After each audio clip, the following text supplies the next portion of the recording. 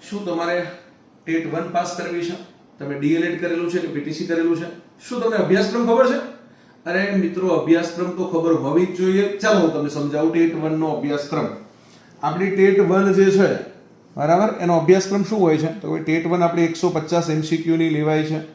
150 MCQ માટે તમને 90 મિનિટનો સમય મળે છે. હવે આપણી જે ટેટ 1 છે, આપણો સમયની માંગણી તો છે કે સમય વધારે દે સરકાર, પણ ના વધારે તો અત્યારે 90 મિનિટ માની ચાલવાનું છે. હવે ટેટ 1 ની અંદર આપણો વિભાગ 1 જે છે ને, એમાં બાળ મનોવિજ્ઞાન આવે છે. બાળ મનોવિજ્ઞાન, બરાબર, બાળ મનોવિજ્ઞાન અને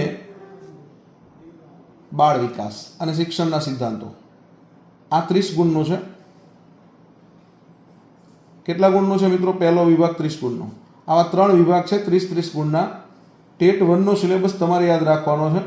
બીજું તો કે ભાઈ આપણું ગુજરાતી આવે છે, ગુજરાતી વ્યાકરણ એ પૂછાય છે અને શબ્દ ભંડોળ એ પૂછાય છે.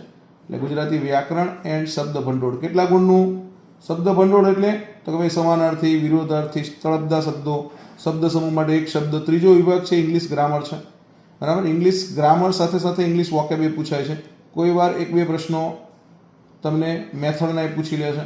30 ગુણ. ત્યાર પછી ચોથા નંબરે આપણો વિભાગ છે, એનું નામ છે ગણિત. ગણિત સાથે સાથે થોડું રિઝનિંગ પૂછી લે છે.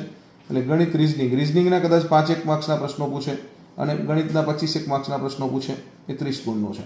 અને 5મો વિભાગ છે આપણો છેલ્લો વિભાગ. એમાં તમને સામાન્ય જ્ઞાન સાથે સાથે પર્યાવરણ અને 1 થી 5નું કન્ટેન્ટ અને શું પૂછે છે તો કે ભાઈ કરંટ બહુ ઓછું પૂછે છે, 2 થી 3 માર્ક્સનું.